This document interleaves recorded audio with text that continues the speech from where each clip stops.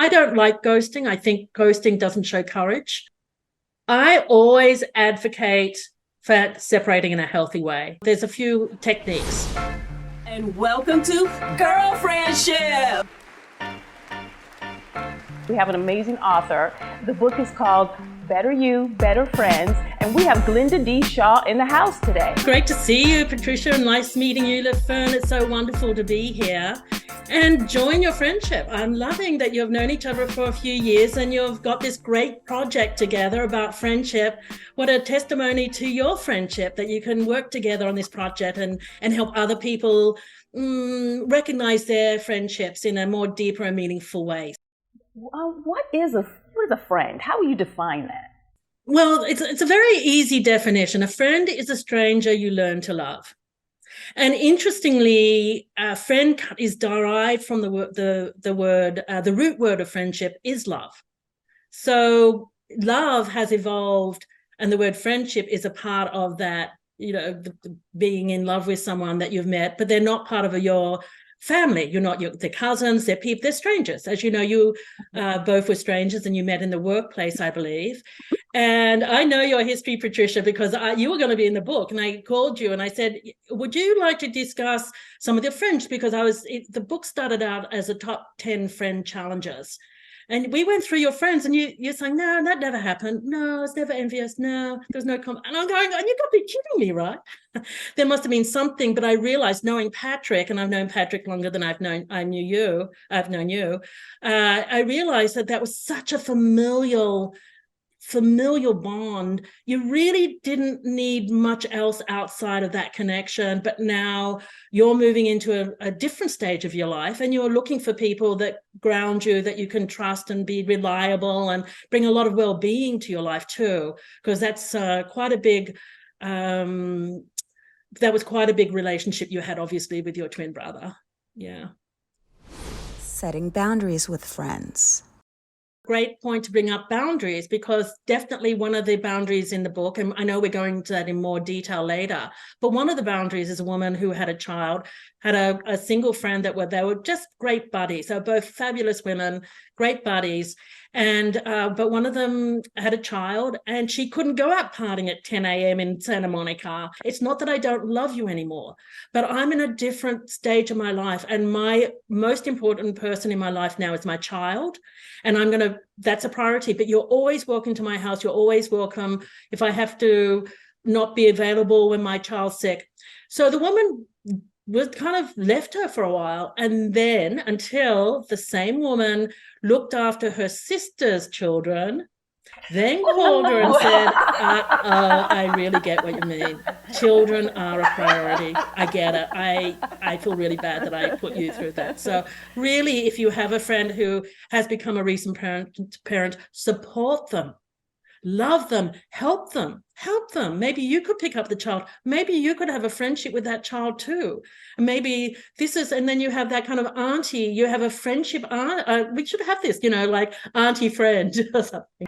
How do women with different lifestyles cultivate that long-lasting relationship? Well, I think lifestyles are so temporary. I really do. That was a great question. Who wrote that question? And I wrote about it because they're transient. You're malnourished for a short period of time. You're in, maybe, I was in television, I left, now I'm doing something completely different. Lifestyles are much more transient, and you might change. You might find something that's really important. It's who meets your needs. The person you have in your life right now is right for you, because you've chosen them out of a billion. How many billion people on the planet? Why are you two in this space at this time? What is your attraction? And I'm starting to really understand how important that is. So you're the right person to LaFern, and she's the right person for you at this time. And honor that and really nurture that, rather than worrying about lifestyle, because your lifestyle might change. I just think it's lifestyle transient. Core value, why they're in your life, why you're attracted to each other. Dig into that more, rather than whether you're mini me, what I call mini-meing me. LaFern doesn't want maybe doesn't want another friend, or doesn't like someone with the same, family portfolio. She's enjoying your company because you're offering her something that's inspiring her. one size doesn't fit all. I think you need a group of friends and they don't have to all work like you. I think men in their friendships are more functional. They'll have, someone they go to the footy with, someone they go to bars with, someone that was a college student, someone they work with, and they can really separate that. And I'm seeing women doing that more and more as women have come into the workplace. Women have adopted also that more functional kind of work friendship. And I think that's fairly modern, because when we think back to, earlier life, pre-1900, women were much more tethered to the home. So they might have a vague friend in a market or at church or something like that. But now it's different. It's really changing the character of a friendship in our culture, I think. Do you feel safe? Having friendships is really primitive, because you had to know who your allies were and who your enemies were. You had to know if that tribe over there was going to. So this is a brain function where you feel safe, where you live, where you feel safe, where you feel this person could be ally, could protect you. It's really, really important, and it's really born from early life. And we manifest it in a different way because we got more mobility, and but it is something that I did discover, and I did write in the book about how important having friends and allies to protect you. It is because that's part of your well-being. If you feel, part of well-being is feeling protected and not threatened. That's really a big that's really one thing that we look for in friends, that we don't feel that they're going to go behind our back. We don't feel they're going to be competitive with us, that they support us, they love us. You can laugh, you can cry. What else do we do? Complain. Why do boundaries show a real test of friendship? See, I think like-minded people, I see it as more people that are out for your well-being. Like-minded, I've got friends, that are not like-minded. We have debates all the time. I think boundary setting is one of the most important part of aspects of friendship, because if we set boundaries, if we show people how to treat us, is one. And if you don't set boundaries, I mean, I even had something it was fairly small and minor recently, where a friend brought up an old story. We've been known each other. She's really one of my essential friends, but she brought up this old story recently. And I'm going, you're bringing that old story out because it made her look good and me look bad. It's like when your friend puts up a Facebook picture and you look dreadful and they look fabulous. You think, well, can you take that photo down? So she says this, and I just afterwards I said, can we just drop that story? I mean, it really is that you were the person that cleaned up more and I was the slob, like that kind of thing. And I've changed over all those years. So can we drop that story? And she was, I thought it was funny. And I thought, yeah, well, not to me. So, and that was completely fine. And that's very small, but I think that's how you test a friendship too. If they let go certain things, if it bothers somebody and you can let it go, let it go. How to end a friendship. The way you separate from a friend says more about you than the other person.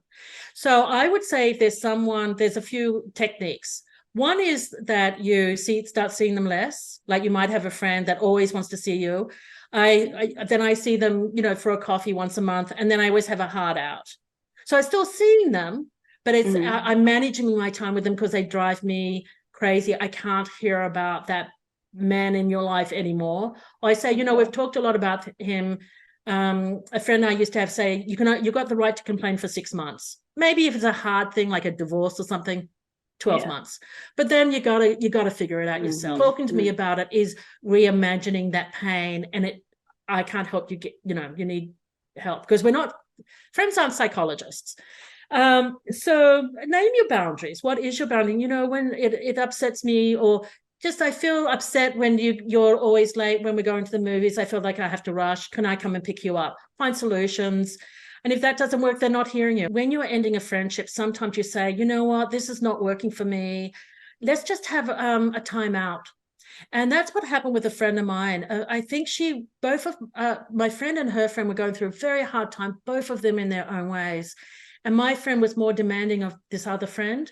And so the other friend just stopped emailing her.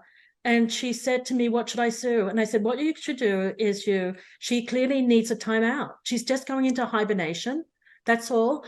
What I would do is I'd write her a beautiful email saying, I love you. I know you're going through a hard time. When you're ready, you call me. I'll be here to listen to you. And you know what? Within a few weeks or a month or something, they're back and now they're great friends. Sometimes that person, I've done that with a friend and she's never called me back. I sent that lovely thing, I miss you, I love you, I'm not sure what went wrong, why you're not talking to me. But, when you're ready, come back. She didn't come back. That was her decision. I don't like ghosting. I think ghosting doesn't show courage. No, ghosting is a very weak stance. Yeah. So ghosting, no. Put that off the list. But I think just be kind to the person, or just say, I need a timeout. I'm just really busy with my family right now. I need a timeout, and see how they respond. So we also get we get these data points because we're recognizing the group. So we're going back to even deciphering coding. Better you, better friends. When you're a better friend, you're a better person, and you attract wonderful people to your life too. And we all want to attract wonderful people because it really is integral to our well-being, and really integral to our well-being. How can we find out more tips on friendship? We go to Amazon, has got the book, Better You, Better Friends. And also I got a website, GlendaDshaw.com. And there is a click through there. So if you go on the webshop, GlendaDshaw.com, you can go there and there's an Amazon link there. Girlfriendship is brought to you by Inferno Productions, hosted by LaFern Cusack and Patricia Cage. Executive produced by Ulani Gray and Erica McCartan, and produced by Lauren Bond. Thanks for joining in the Ultimate Girlfriend Fest.